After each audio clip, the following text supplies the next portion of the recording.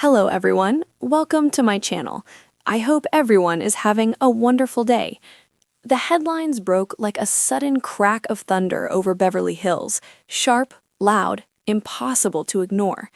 Terry Dubrow sued for negligence. The words ricocheted across phones, morning shows, and glossy entertainment sites, clashing violently with the polished image of the celebrated plastic surgeon known for immaculate suits, gleaming smiles, and the effortless confidence of a Bravo star who seemed to have mastered both medicine and media. For years, Terry Dubrow had lived in a world where mirrors were allies and cameras were old friends. As a renowned surgeon and television personality, his life unfolded under bright lights, surgical consultations filmed with precision, red carpet appearances staged with ease, dinner parties that looked more like magazine spreads than family meals. His reputation, built on expertise and charisma, appeared unshakable, until now. The lawsuit, according to court filings, alleged negligence related to a cosmetic procedure performed months earlier. The details were sparse at first, carefully worded claims, cautious legal language, but the implications were seismic. In a profession where trust is paramount and perfection is the promise, even an allegation could send shockwaves through an empire carefully crafted over decades. Behind the gates of his home, far from paparazzi lenses, Terry read the complaint in silence. The house was unusually still. No laughter from the kitchen, no hum of cameras, no producers calling with last-minute changes. Just paper, ink, and the weight of words that threatened to rewrite his narrative. "This is how it starts," he murmured to himself, not in fear, but in disbelief. He had faced criticism before. Every surgeon does. Medicine is as much art as science, and outcomes can vary despite best intentions. But this felt different. This wasn't an online rumor or a tabloid exaggeration. This was legal, permanent, public. The plaintiff, a former patient identified in filings as seeking corrective surgery, claimed the procedure led to complications that affected both physical health and emotional well-being. The suit alleged insufficient post-operative care and failures in professional judgment. Terry's legal team emphasized that the claims were contested, that the facts would be thoroughly examined in court. Still, the word negligence hovered ominously, heavy with consequence. As news spread, the Bravo universe buzzed. Fans debated fiercely, some standing firmly in Terry's corner, pointing to his years of experience and the countless patients who credited him with life-changing results. Others questioned the pressures of reality television, wondering aloud if fame and filming schedules could distract even the most skilled professional. Social media, predictably, became a battlefield. Hashtags bloomed overnight. Clips from old episodes resurfaced, scrutinized with a new lens. A casual comment here, a confident remark there, suddenly everything seemed loaded with meaning. Inside his office, Terry continued to work. He met patients, reviewed charts, consulted colleagues. He refused to cancel surgeries or retreat from his practice. To him, stepping back felt like an admission of guilt, and he believed deeply in his standards, his training, his ethics.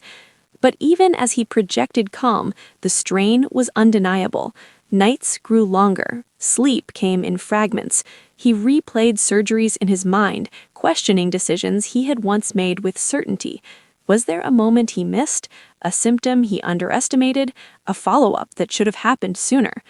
Doctors are trained to be decisive, but lawsuits breed doubt, and doubt, when it creeps into the mind of a surgeon, is a dangerous thing. At home, conversations changed. The laughter that once echoed through hallways softened into murmurs. Dinner parties turned reflective. They spoke about resilience, about weathering storms, about the cost of living in the public eye. "This doesn't define you, but how you handle it might," a loved one reminded him gently. The courtroom, when the time came, was nothing like a television set. There were no flattering angles, no rehearsed lines, just facts, arguments, and the steady rhythm of legal procedure. Terry sat beside his attorneys, listening as allegations were laid out methodically, each one another pinprick in the armor of his public persona.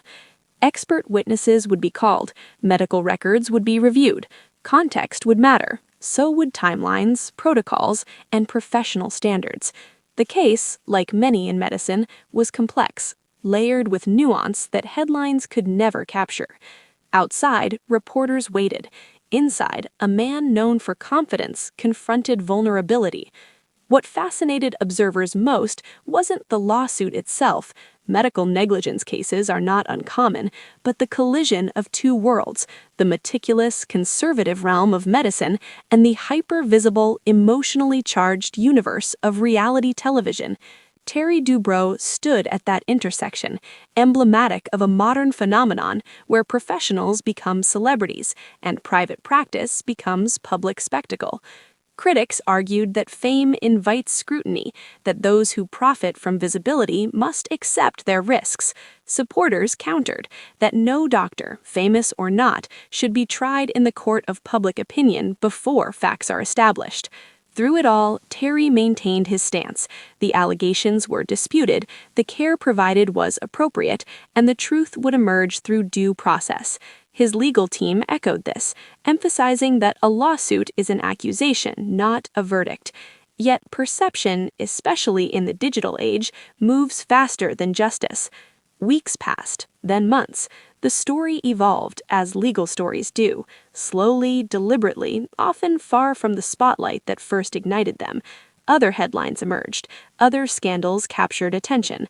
But for Terry, the case remained a constant presence, a shadow that followed him into every room. In quieter moments, he reflected on the paradox of his life. He had dedicated himself to helping people feel whole, confident, transformed. He had embraced television to demystify his craft, to show the care and precision behind the scalpel. Now that same visibility magnified his every move. Still, there was resolve in him. He revisited his roots, the long nights in medical school, the mentors who drilled humility alongside skill, the oath to do no harm. He reminded himself that being a good doctor meant more than being a flawless one. It meant accountability, learning, and compassion, even when accused.